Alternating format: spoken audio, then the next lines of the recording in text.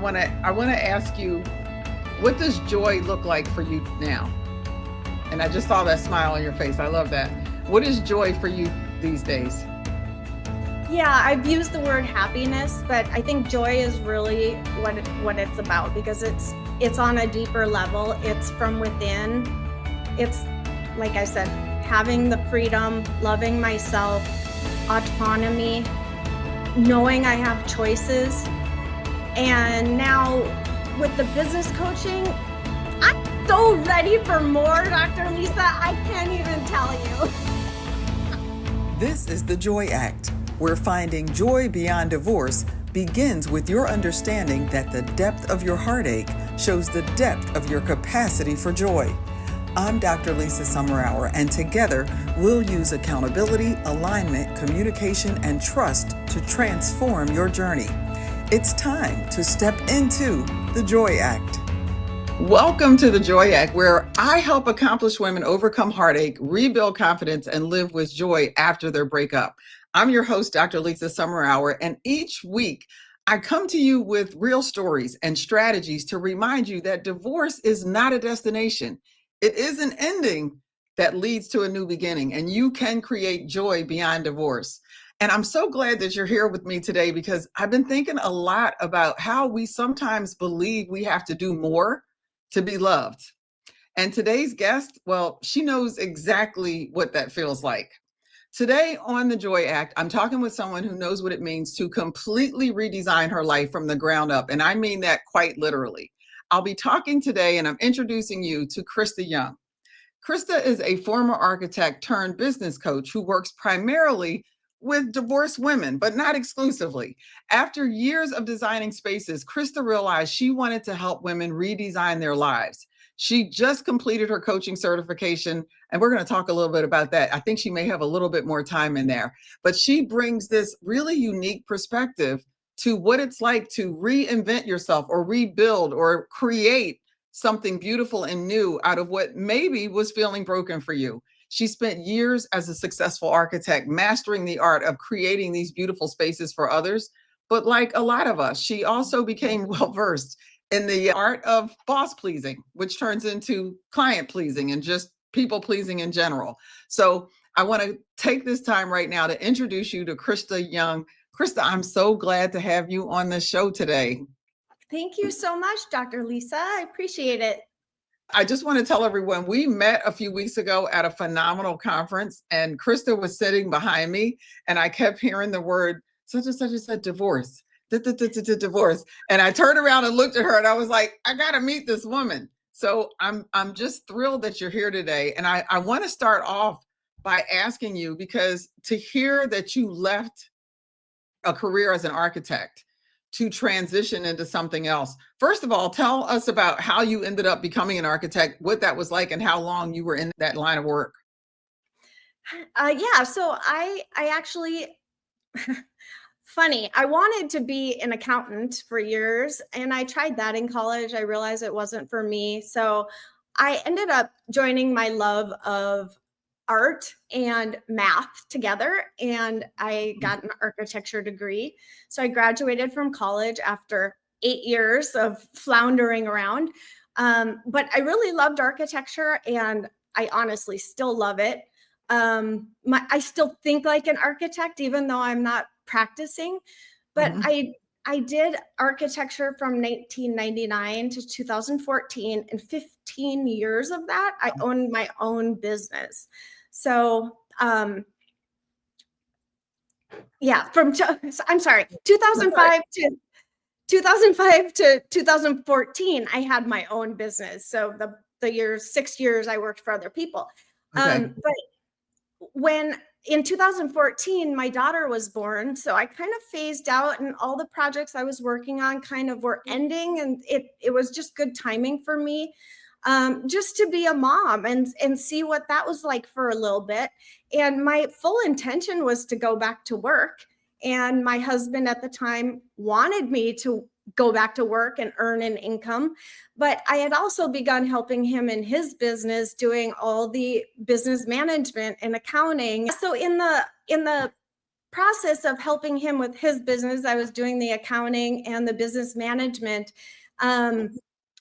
I learned how to do all that stuff doing my own business, but then helping him and being a mom and also doing that took up most of my time. So I didn't really have time to get back into architecture. And then in 2018, something that kind of started the snowball, which not kind of started, it actually did start the snowball for my life completely changing, is that I got sober. So that was in April of 2018. And in October of 2019, I filed for divorce.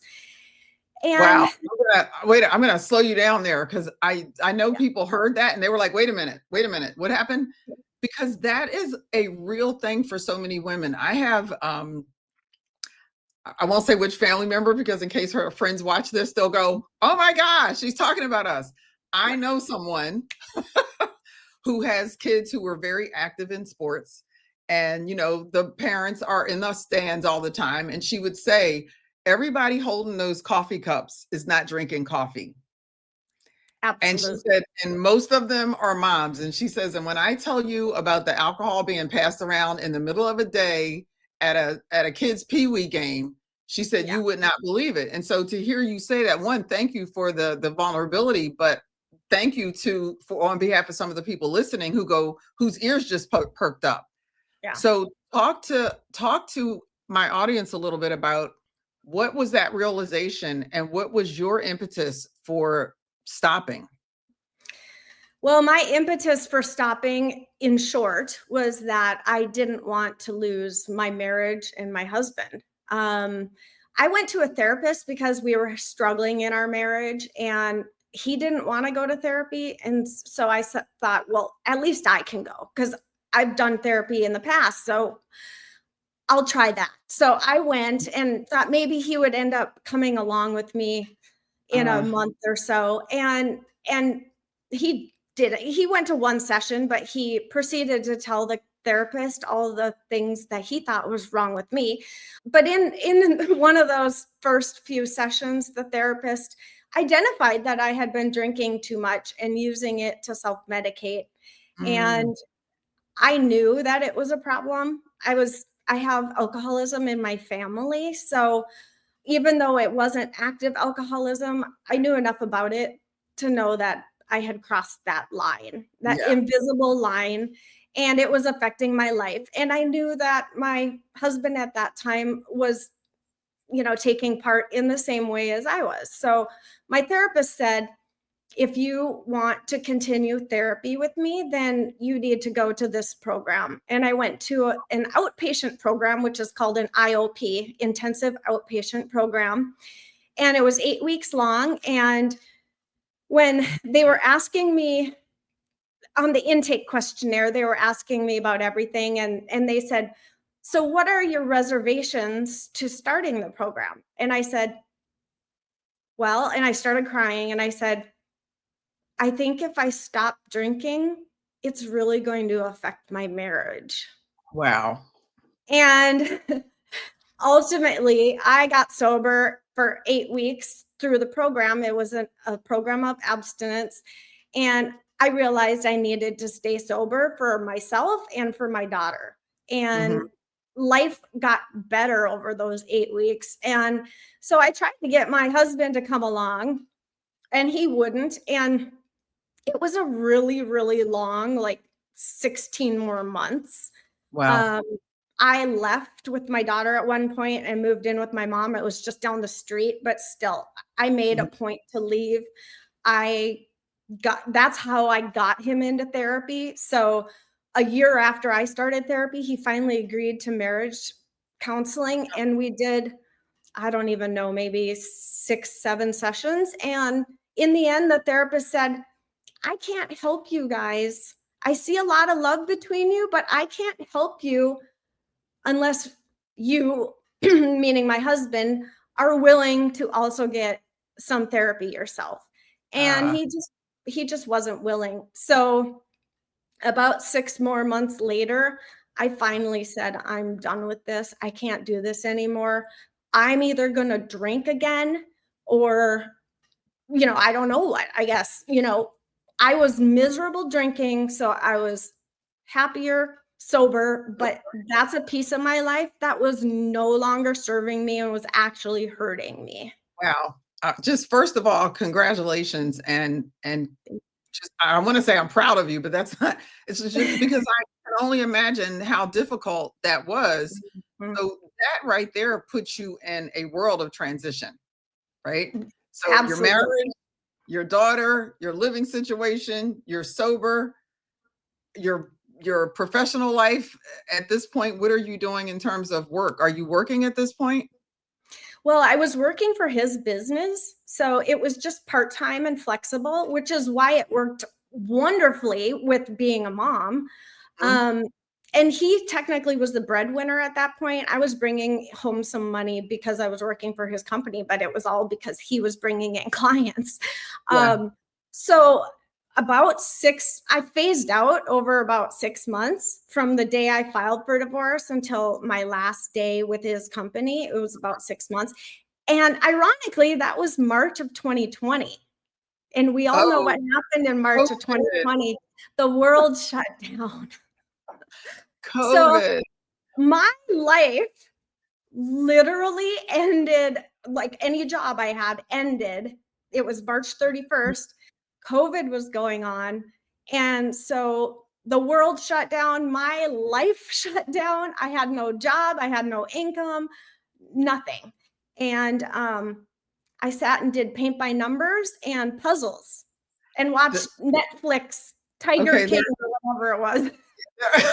there is somebody watching this right now or listening to this right now who is like, oh my God. And they're not even doing it right now through COVID. So, for those of us who went through COVID with all these things happening, to have that sort of transition. I love that you did paint by numbers, because the creative part of my brain just said, "Oh, at least there was a relief," right? That there was something creative to do. What do you say to that woman who is at that place? She may not have all the layers. It was the sobriety, the marriage ending, the work coming to a halt, and COVID. I mean, come on.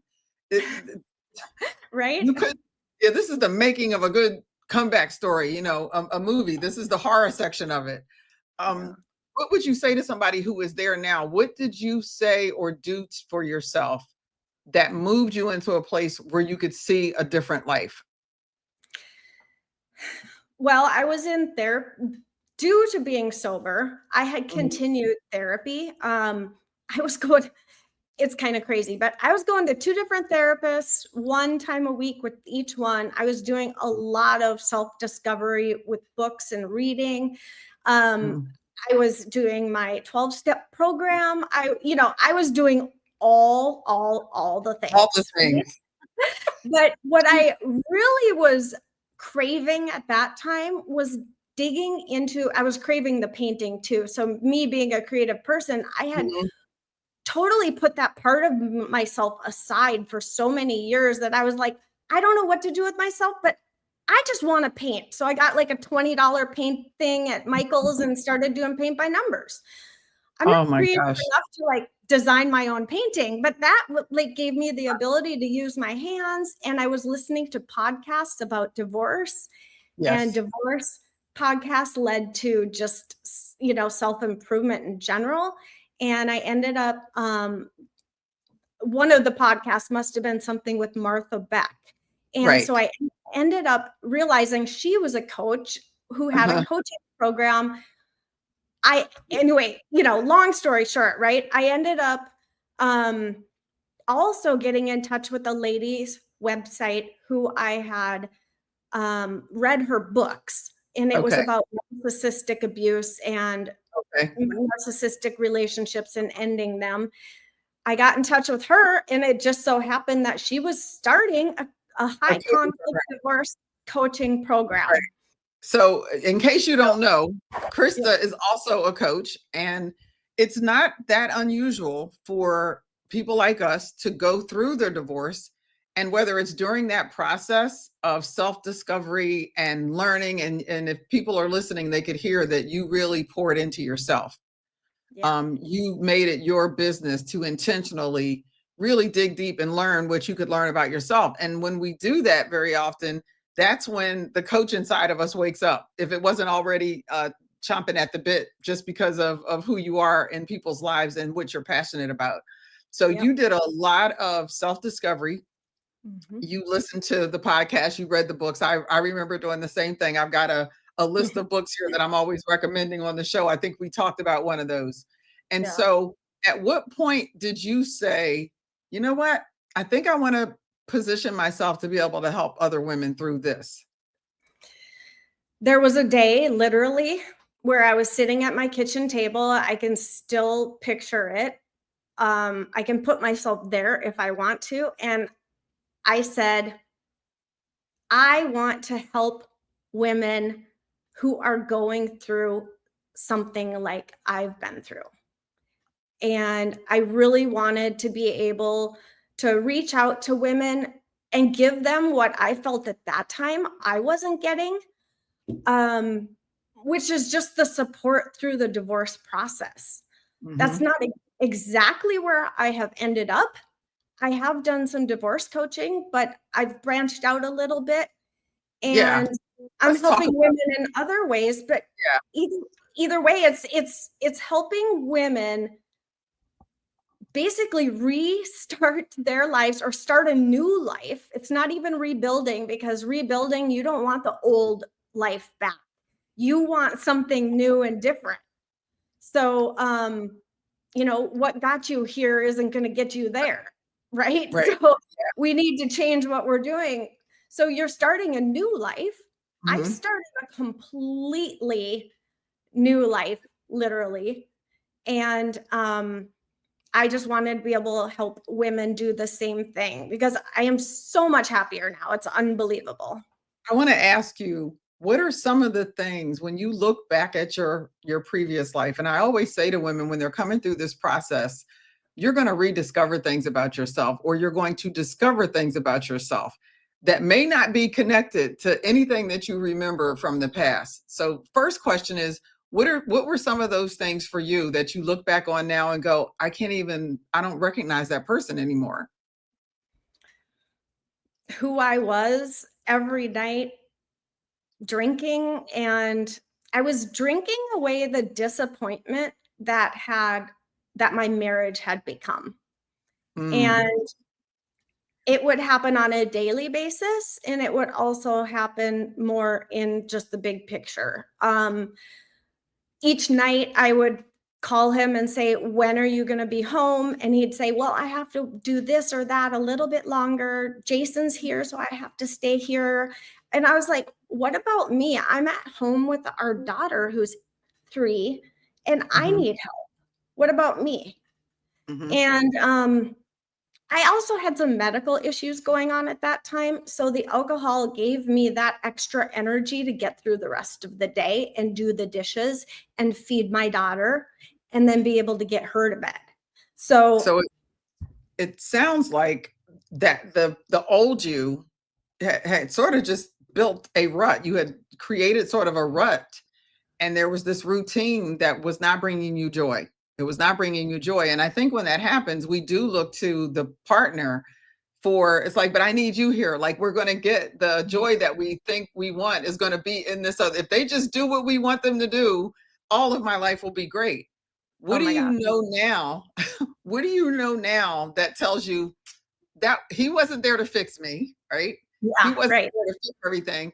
And what has empowered you at this point in your life for you to have this realization that it was always in me to do this?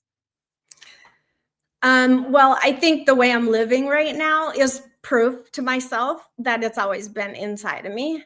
Right. Um, but I think you asked what I realized I was doing that was. Oh, yes, you did. Okay. What I realized is that drinking, number one, and my husband, number two, things that are external are not things that are going to make me happy. So they might make me happy that day or that hour or whatever it is, Mhm. but it's not sustainable like that. And I had literally dug myself a hole, you know? Yeah. And it was at that point when that therapist said, I can't help you until you get sober, that I finally looked in the mirror and said, the gig is up. Right. The gig is finally up. I've Because a been lot been of people, seen. yeah, I've been seen, exactly. And I was like, oh shit, the gig is up, Right. because a lot of people know deep down inside that they want something to change, but they don't know exactly how to do it. And that kind of gave me the permission, because I was in such an unhealthy relationship at the time that if I had wanted to stop drinking just on my own, let's just say I decided to, I wouldn't have felt like I would be able to get his permission to do that. And in fact, after I got sober, he said, well, I just thought you were going to cut back. I didn't think you were going to stop. What are So you? he What still are wanted you? his buddy. Right. What are you most proud of about yourself from coming through that? Like, what did you learn about yourself that you didn't really know before, but you're so clear on it now, and you're really proud of it? How happy I could be. Honestly. I mean, I don't even think I've ever been this happy. I was this happy before I met him. And I thought I was in a really good place at that time. In 2003, I'd been doing architecture for 4 years and loved my job and was progressing, and everything was on track, right? Like in my late 20s, I was 29 when I met him, and everything was on track. I was doing all the things. I graduated from college, I had the career, and I was on the up and up. And I met this cute engineer, if that's possible. And I'm like, he's not a geeky engineer. So I had met the guy. We were hopefully going to get married, and then we did, of course. But yeah, I thought everything was great, but I ultimately inside was still not 100% happy within myself. Yeah, and you've I found been able to now tap into that, so you have the ability, the power to live through that. So you're in. Talk to us about your current coaching situation. You're in the program now. You're close to being certified. Talk to us about that. Yeah, so I did. After COVID, I went on to do the high conflict divorce coaching program. And I also did the Wayfinder coaching program with Martha Beck. So I got my life coaching certification, and that allowed me to be able to get certification through ICF also, which is kind of why I wanted to do it. So I really wanted to learn some really good coaching skills. And that allowed me to do that. And then I was working with divorced women and helping them through their divorce process. And more recently, in the process of all that, in fact, in the process of when I was listening to podcasts, I had found Rachel Rogers at some point. So I circled back several years later. It was probably that was in 2021, and now it's, or 2020, I don't even know. Now it's 2024, and I circled back and found Rachel Rogers again and she has a business coaching program. So through Hello 7, I'm getting my business coaching certification, which we're finishing up in August with an event.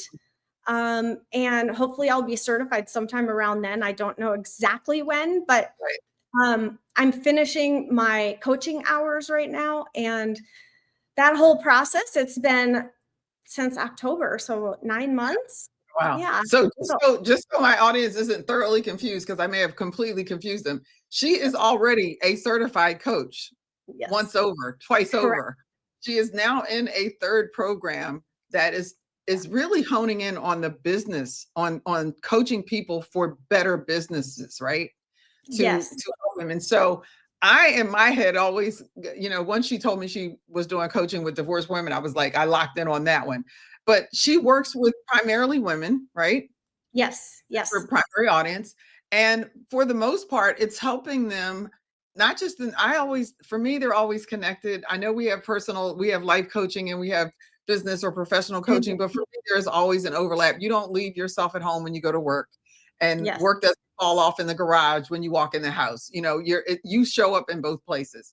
But having said that, you are very tuned in to being able to work with women who have gone through a transition like a divorce and are ready to redesign their lives. And that involves their business. So if they are an entrepreneur, they own a business, they want to own a business, even if they haven't done what you've done and completely left a career yet, this is something that you want to be able to help women move through. Did I get that right? That was beautiful. Yes. You nailed it. Since I was a kid, I grew up with my parents talking business at night at the dinner table, and I would purposely go on car rides with them. We were building a house at one point, and I would go on car rides to see the house because I knew that they would be talking about business, and some of it was gossipy. Oh, but I loved it. Business. What were the businesses? What business were your parents in? Talk to me about that. So my dad was an owner of a medical X-ray equipment company. So they sold CAT scans when those first came out. He was selling those up in North Dakota and Montana. And my mom owned a petite women's clothing store called Little Women. I know, cute, right? And that was up in North Dakota because we're petite people. And so she was frustrated not being able to find the clothes to fit her other than going to juniors departments, which Gap and Old Navy didn't exist then. Yeah. So the department store junior sections were really not adult clothing. So anyway, I had a girlfriend. Like, I'm going to start my own store. I had a girlfriend that used to shop in the juniors department because she could fit the clothes. But you do get to a point where you look like you could be wearing your niece's clothes. Because they just don't look like, or your daughter, they don't look like adult women clothes. So you're growing up in a house where having conversations about business is just like my family having conversations about nursing or what went on at the hospital. Like I'm used to eating food, hearing about gory stuff. It just doesn't even faze me because I grew up in a house full. My mother she retired this year, but I was so used to it. So you grew up around the table talking about business. So what I love about this is for anyone listening, if you're trying to figure out what your next thing is or what your transition is going to be, Krista is a great example. Think back years, decades, think back to your childhood. What were things that just seemed so natural to you that you might not even think it's a thing? Because it's just thinking like a business person, understanding business concept, hearing business lingo. How often were you in the shop with your mom? Oh, I worked there. I did her accounting. Oh my gosh. Yeah, and that's why I ended up wanting to do accounting in college. I mean, it's like it all comes full circle, right? Yeah, it's just like it's a big, crazy, long story. I used to play office with my dad. Okay. Yeah, I used to play office at 10 years old. So all of that's happening as you're growing up. You do college, you do architecture, you're with your... When did you connect the dot? When did you go, oh my gosh, this has been in me forever, and I'm just realizing this is my thing? Well, I always kind of knew it because I was running my husband's business because that stuff comes so naturally for me, and QuickBooks and all the things. I just kind of know how to do it. I was balancing, this is fine. I just thought of this. I was balancing my roommate's checkbook in college in 1991. I was helping her learn how to reconcile her checkbook because I just knew how to do it. I'm going to do an ad for Krista Young right now. So people, if you are looking for a business coach who understands the complexities of transitioning, major life transitionings, it could be a divorce, it could be a death, it could be your children have moved out and gone to college. We live with all sorts of life transitions. It could be, I'm still recovering from COVID, the stuff that COVID did.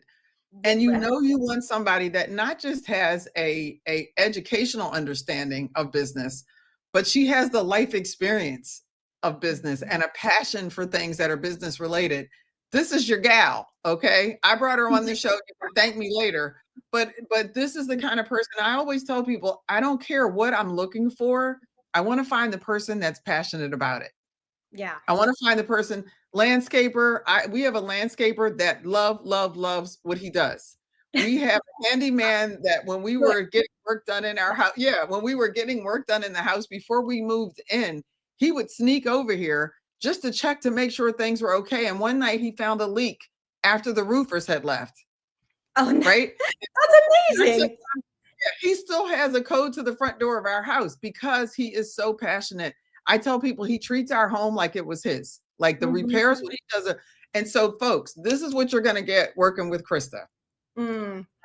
And I want to make sure I support. If you were going to think of one thing that you want a client of yours to get from working with you, what would that thing be?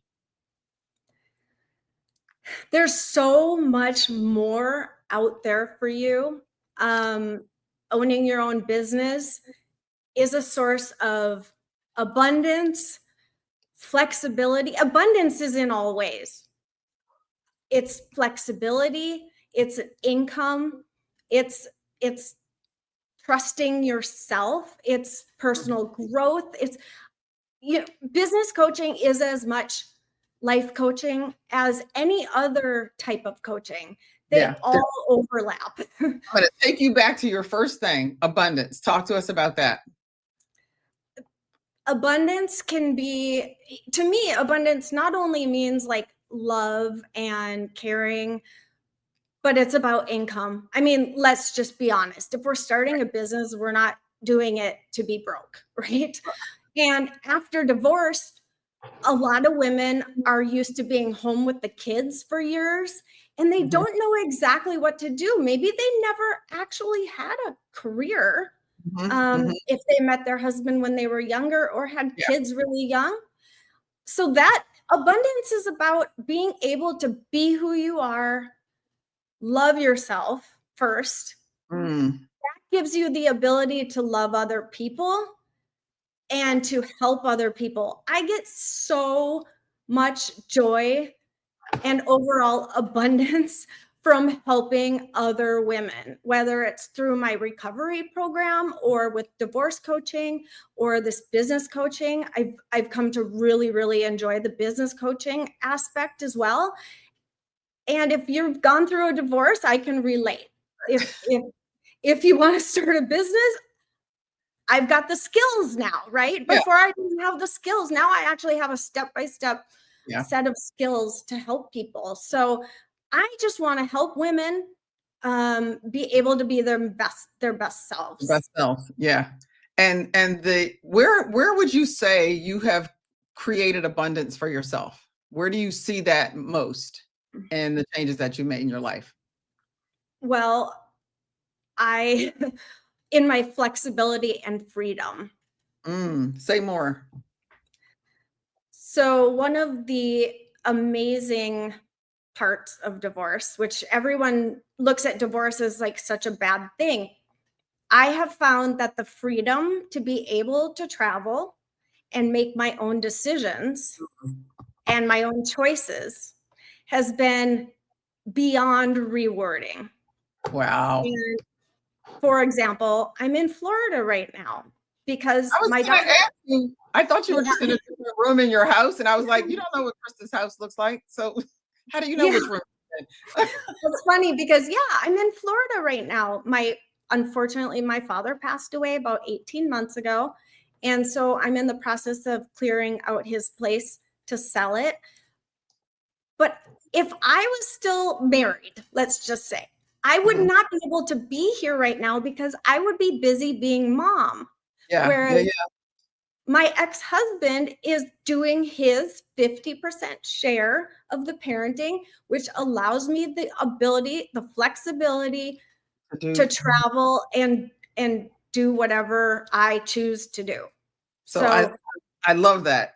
Because very often people look at the divorce and you hear, oh, I'm so sorry. And it's okay for us to tap into, there were some good things that have come from this transition that I've made in my life. And you don't have to feel guilty about pointing those things out. Before we continue, I'm just going to take this moment. If you are listening right now and you are feeling like you are ready to make some changes in your life after your divorce, but you're not sure where to start, I have something for you. I have a masterclass, and I want you to take a look at that right now. You've built a successful career, checked all the right boxes, but after divorce, why does it feel like everything is falling apart? Searching for answers online at 2 a.m., it will not bring you peace. Neither will pretending you're fine when inside you're anything but. I remember those feelings, the exhaustion, the anxiety, and the frustration from feeling stuck. It seemed like no matter what I did, I could not figure out a way to move past the pain. If you are dealing with a divorce while you're also managing your career, I've been there. Things didn't get better for me until I stopped waiting for time to heal me and I took control of my own healing. And that's how this came about. That's why I designed the 4 essential steps to creating joy after a difficult divorce. It's a free masterclass for accomplished women just like you who are ready to move forward. It's time to break the cycle. Imagine waking up feeling lighter, knowing exactly what to do next, and rediscovering your joy, not just surviving, but thriving.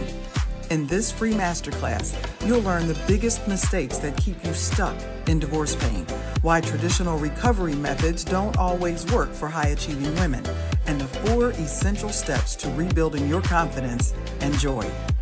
Give yourself permission to stop reliving the past and start designing the future you deserve. Register today. Welcome back. We are here with Krista Young, and I'm really excited to continue this conversation with her. And Krista, I want to ask you about something else. We talked about this a little bit. You have faced a lot of challenges. You have come through. I'm learning more about you today after we've spoken twice at length, but I'm learning more about you today than I would have ever imagined possible in just 30 some minutes.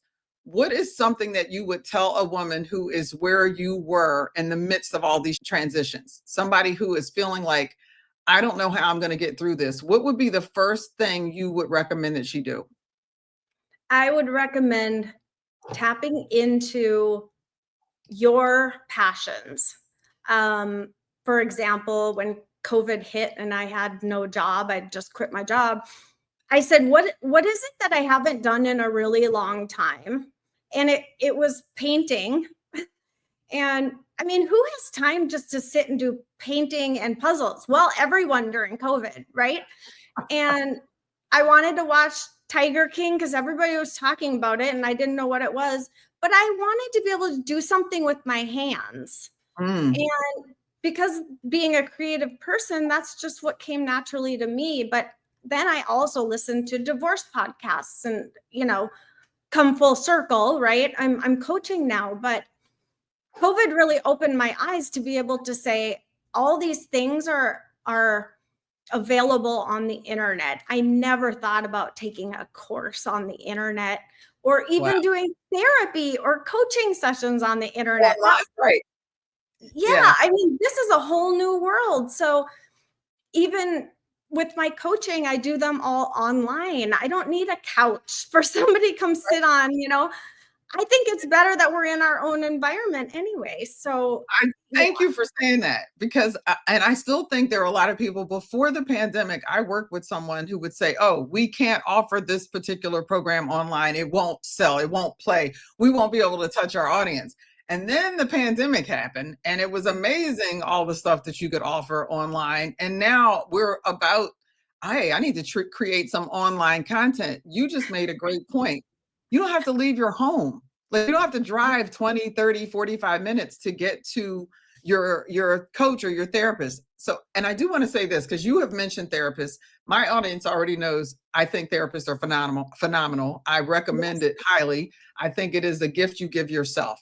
Now, I have my way of explaining the difference between a therapist and a coach. I'm going to ask you, how do you describe, and what was your experience, the difference between having a therapist versus having a coach? First of all, I'll say I also believe therapy has a place. And I've had clients that did therapy and my coaching at the same time, and they got exponential results. Mhm. And the reason I wanted to preface with that is because the difference in my mind, in very simple terms, there's a lot of differences, but the difference is that coaching is very action forward. Mhm. So it's about doing the exercises and encouraging you to get out there and do the thing that you maybe didn't even realize you had some fears about. That's why you're procrastinating, is because Right. there's something about that you're scared of. So I believe coaching, and the difference from coaching to therapy is that coaching is very action oriented. And I'm doing another Krista plug right now. So when I met Krista, because she is in this other program that she's almost finished and almost certified, I actually volunteered to come to her for coaching, because I think all good coaches have a coach. I heard a very high-end global coach one day say, if you're a coach without a coach, there's a problem. Yeah. And so most of us know that at some point in our career, we're going to continue. I have not been without a coach.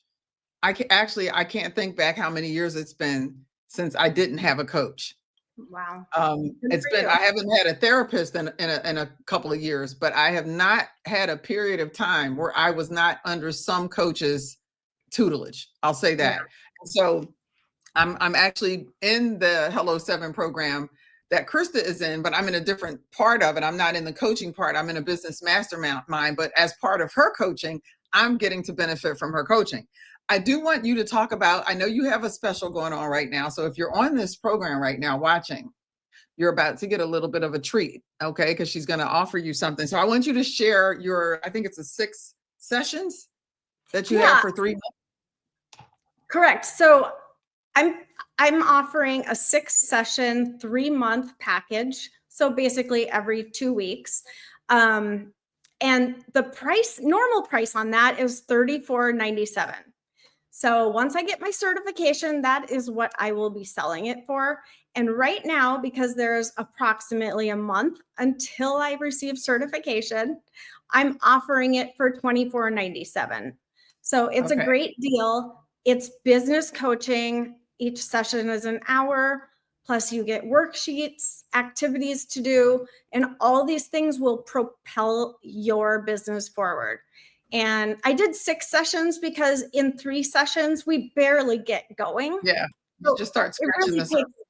Yeah, it really takes, I mean, the first session is getting to know each other. So then, you need 5 more sessions to start making some forward progress. And you will see a difference in 3 months. Definitely. Yeah. Now I'm going to put it in the notes. I'm going to put it here in the notes, but please give your website so people know where to go. And yeah, give them the website. All right. It's KristaYoung.me. So my name.me. Do not do .com, people. We don't know where you'll end up. I haven't typed KristaYoung.com, and I should have done it to see where you go. We're going to go to KristaYoung.me. And if you see a hold or a under construction, it's because she is updating everything right now, because all this information and her transition is happening. So go to the site, just sit tight. She'll have a way for you to leave your information and she'll follow up with you. So I want to ask you, one of the things that I work with through people is understanding accountability. You are like poster child of accountability. Taking accountability for where you were in your marriage, for your drinking, and doing all this with a child. You have a daughter. That was a lot. And that right there, I call it the first step to empowerment. What was the next thing that I talk to people about is alignment. I want you to talk about, what did you see that was out of alignment that helped you go, if I can get in alignment with this? What were some of the values, or 1 or 2 of the values that you held on to that let you go, I should be here, my values are here, and I am way over here with this? What were those values for you? Good question, because I was just realizing that through all the blah, blah, blah, I still hadn't talked about why I'm not doing architecture anymore. So after doing all the work and all the things, It was 2020. It was about the same time COVID started. And Mhm. I sat at my kitchen table and said, I want to help other women. I knew that the old Krista did architecture and networked with my ex's, or my then husband's friends and the whole community we had built together. He Right. was an engineer. So, that was our world. We would talk business at dinner. So, just like when you grew up. Right. Talk about repeating patterns, right? Oh my gosh, I never even thought of that. But it doesn't make for a great marriage though, apparently.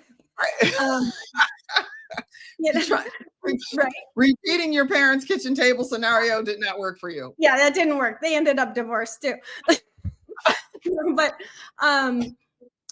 I just realized that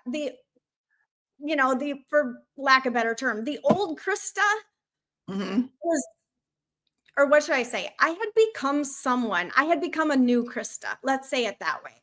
Okay.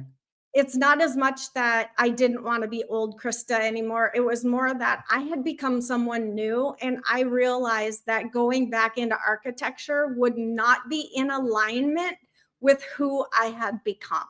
There you go. Yeah. Could you put a word to it, or some words to the new Krista? How would you describe her that would be different from how you were before? Well, I'll use some words that I don't want to say I wasn't this person before, because that was more, but integrity, compassion, service. I think that's fair. And it's not for anybody listening. If you're hearing this going, well, she wasn't those things before. It's not necessarily that you weren't those things before, but maybe not to the degree with the awareness that new Krista had. And some of that is not being happy. Some of that might have been drinking. Because I want people to understand we all have these things in us, but sometimes we get off course, right? Sometimes we're not intentional about being those things. Yeah, it was just the little shifts over time. I mean, we were married, but by the time I filed for divorce, for 14 and a half years. So the 16 and a half years we had been together, I was like, how did this train run off the tracks, or jump off the tracks? Well, nobody jumped. It was a little him, it was a little me, it was just a little over time. I don't know if you've ever heard that comparison of a frog in boiling water. Yeah, the heat turns up slowly. Yeah. Yeah, when the heat gets turned up slowly, the frog doesn't notice it. It's also like the fish in the ocean. It doesn't know it's in water because it doesn't know any different. You get to that point where you don't know any different. You don't realize how unhealthy it is. So well, if that's yeah. Before I let you go, I want to ask you, what does joy look like for you now? And I just saw that smile on your face. I love that. What is joy for you these days? Yeah, I've used the word happiness, but I think joy is really what it's about, because it's on a deeper level. It's from within. It's, like I said, having the freedom, loving myself, autonomy, knowing I have choices. And now with the business coaching, I'm so ready for more, Dr. Lisa. I can't even tell you. I'm so excited to help women with businesses. Krista, I want to thank you so much for joining me today and sharing your story and your many stories. I write about, we live this one life, but it's a life full of all these different stories, and you've shared several of them. I want to thank everyone who is listening, just to remember, divorce is not just the ending of something. It is also the beginning. And Krista Young is proof that you really can redesign your life to your liking. I'm Dr. Lisa Summerour. This has been The Joy Act, and I will see you next time. Thanks.